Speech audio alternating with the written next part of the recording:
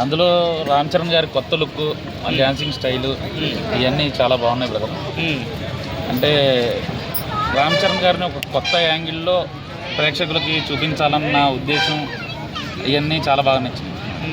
అంటే చాలా మంది ట్రోల్ చేస్తున్నారు ఆ పాటని, ఆ స్టెప్ని కానివ్వండి, ఏమంటారు? ఎన్టీఆర్ గారు వేశారు వారిలో అని అంటే ఇప్పుడు మరిగే కుక్కలు మోగుతూనే ఉంటాయి బ్రదర్. అంటే యాక్చువల్గా అంటే ఎవరు ఫ్యాన్స్ని హర్ట్ చేయాలని కాదు, వాస్తవానికైతే స్టెప్స్ అనేవి కలుస్తూనే ఉంటాయి.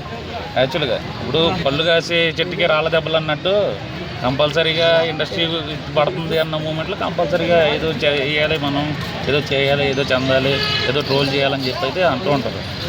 దానికైతే మనం ఏం చేసేది ఏం లేదు. మీకు ఎలా అనిపించినాయి స్టెప్స్ బాగున్నాయి బ్రదర్. ఒక కొత్త యాంగిల్లో చూపించాలన్న తపంతో అయితే చూపిస్తున్నారు. అంటే స్టెప్స్ అంటే ఓకే, మ్యూజిక్ కూడా కాపీ చేసినారు ఏఆర్ రెహమాన్ గారు అని అంటున్నారు.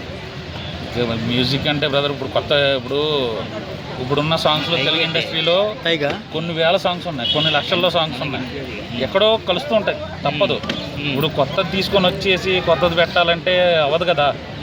ఇప్పుడు స్టోరీస్ కూడా, ఇప్పుడు పాత సినిమాల్లో స్టోరీస్ కూడా ఎక్కడో చిన్న బిట్ కలుస్తూ ఉంటుంది, తప్పదు అది.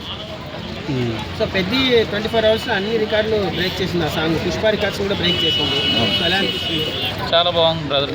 నిజంగా మెగావాసుగా రామ్ చరణ్ గారు అయితే ఒక సంచలనాన్ని సృష్టించబోతున్నారు.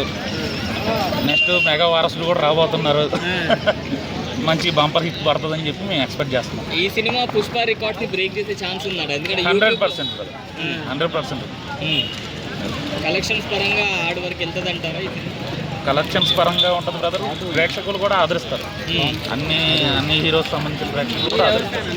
నేను యాక్చువల్గా పవన్ కళ్యాణ్ గారు, ఎందుకన్నా పవన్ అంటే అనిపిస్తుంది ఆయన వ్యక్తిగత జీవితానికి ఫ్యాన్ అన్నమాట. టాటూ కూడా ఉందని తెలిసింది మాకు. ఎక్కడ చూపించండి. మరి అకీరా వస్తాడంటారా? ఓకే అన్న, అకీరా కోసం వెయిటింగ్ అన్న. యాక్చువల్గా మేము ఓజీ సినిమాలోనే ఎక్స్పెక్ట్ చేసాము. కాకపోతే డైరెక్టర్ గారు చెప్పిన మాట ఏంటంటే, అకీరా గారు హైట్ ఉంటారు కదా, ఆ హైట్ చిన్నప్పుడు హైట్ ఉండి మళ్ళీ తర్వాత కళ్యాణ్ గారు హైట్ తక్కువ, ఈ రేంజ్లో చూపిస్తే బాగోదన్న ఉద్దేశంతో ఓజీలో అకిరానందన్ని తీసేశారు. ఎలా రాబోతున్నాడు అకిరానందన్? అయితే ఇండస్ట్రీకి ఒక